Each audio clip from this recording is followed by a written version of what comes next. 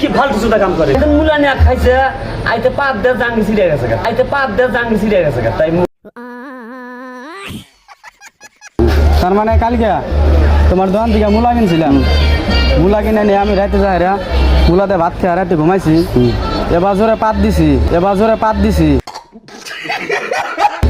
একবারে পাতের চোদ্দ আমি জাঙ্গি কিনছিলাম নতুন জাঙ্গি ফাইটা গেছে গা এখন আইনাইছো এখন জাঙ্গির জোরে বানা দাও পুরো বানা দাও দেলাক বুকি না বলে যাবো আসো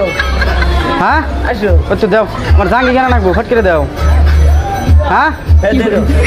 মুলা নিয়ে খাইছে আইতে পাপ দে জাঙ্গি ছিড়ে গেছে